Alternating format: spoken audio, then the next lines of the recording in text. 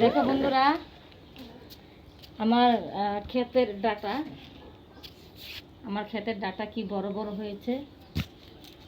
আমি ক্ষেতের ডাটাগুলো দেখো, নিজে হাতে লাগিয়েছিলাম। ডাটাগুলো হেবি বড় বড় হয়েছে, টাটকা একেবারে খুব সুস্বাদের ডাটা হবে। আর এই ডাটার ভিতরে কোনো একটু আঁশ নাই, কিচ্ছু নাই, কোনো আঁশ নাই, কিচ্ছু নাই। এই যে আমি এখন এই ডাটাগুলা একটু কোটাকাটি করব।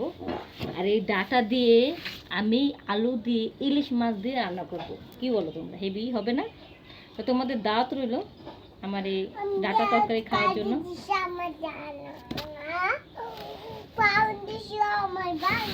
বাইরে যা খেলো, ওই যে জানলার পিছনে, ওই গাড়িটা নিয়ে পিছনে যা খেলো। তুমি গেলে ওই যেতে যা।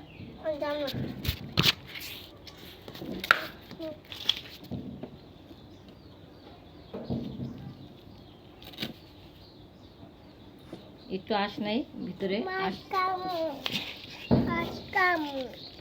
এবার শাকগুলা বাছো। যে বাচ্চারা বেশি দুষ্টুমি করে, এই বাচ্চাদের বেশি বেশি কাজ হাতে দিয়ে দিবেন, যে কোনো এটা যেন লাগে না। ঠিক আছে, শাক বাছো। আহা, তুই নিচে ওইখানে হেঁটা একটু কাটতে দাও,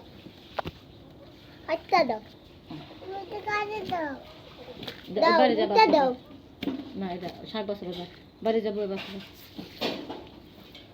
শাকের কাঁটাগুলো উঠামু, শাকের কাঁটা উঠামু মা। হ্যাঁ না, এখানে থো তো রান্না করে দেবো। থো, আমার মেয়েটা কাঁচাই খাওয়া শুরু করছে।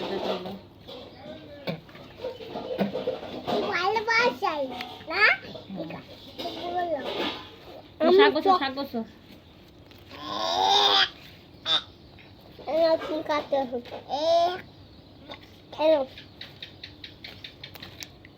এই আমাদের এখানে মনে করেন তরকারির দামটা খুবই সস্তা, কারণ ক্ষেতের থেকে তুলে এনে সরাসরি এখানে বিক্রি হয়। আর যারা পাইকাররা মনে করেন ট্রাক নিয়ে আসে, তাদের কাছে বিক্রি করলে হয়তো একটু কম পাবে তারা। এই জন্য শাক সবজি ডাটা তরকারি খুবই কম। দেখেন আমি কতগুলো ডাটা আমার ক্ষেতের থেকে আনছি। এগুলি যদি মনে করেন আমাদের এখানে বিক্রি করতে যেতাম, 5 থেকে 10 টাকা দিত, এর বেশি দিত না। 5 থেকে 10 টাকা। আর এই ডাটাগুলাই ঢাকায় নিয়ে বিক্রি করলে 30 টাকা বিক্রি করবো। থো, এখানে থো।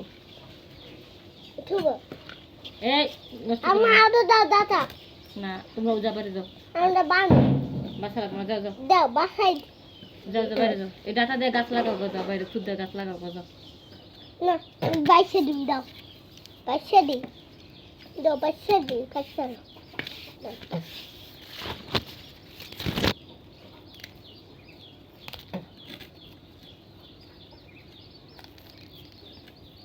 এক মেম সাহেব গো বাসায় গেছিলাম, বুঝছেন, এই কাজ করতে লেগা। তো ডাটা দিছিল আমার করতে লেগা। প্রথম ছোট ছিলাম ভাই, ডাটা তো আমি করতে পারি না। তো সাহেব আইসা, এই মেম সাহেবে কি করছে, সাহেবের সামনে জিত করা ডাটা একবারে বইরা দিব। হ্যাঁ, ডাটা করতে পারস না, ডাটা শিখিয়ে দেবো। একবার যখন আমার কাপড়টা মানে সেলরটা টান দেওয়া খুললা ডাটাটা ভরতে গেছে, টাচ করা জিত করা পুরো তারা খুলতে পারেন না, অর্ধেক খুলছে। তো অর্ধেকে আমার মনে করেন সব কিছু সাহেবটা দেখা ফেলেছে। এখনও তার স্বামী দেখা ফেলেছে, তার স্বামী তো মনে করেন খুবই ভালো লাগছে। এখন রাত্রেবেলা তার স্বামী আইসা মনে করেন আমার ইচ্ছা মতো খেলা করতেছে। বউ তো বিছানা না পাইয়া স্বামীরে খুঁজতে খুঁজতে আমার ঘরে আইসে। তোর ঘরে আমার জামাইকা, আমি আমার তো দোষ নাই, আপনি যে ডাটা ভালো করে করতে পারিনি দেখে ডাটাটা যে আমার সেলর খুলে ভরতে গেছিলেন, তখন তো আমার সেলরের ভিতরে কি আছে সেটা তো আপনার স্বামী দেখে ফেলেছে। এখন সেটা লোভে তো আপনার স্বামী রাত্রেবেলা আমার ঘরে এসে। এখন দোষ তো আপনার। আপনি যদি এরকম না করতেন তাহলে আপনার স্বামী তো, আপনি তো আপনার স্বামীর দেখার সুযোগটা না করে দিতেন। এখন আপনার স্বামী এসে আপনার কথা, আপনার স্বামীর কথা যদি না শুনি, তা তো আমার চাকরি থাকবো না।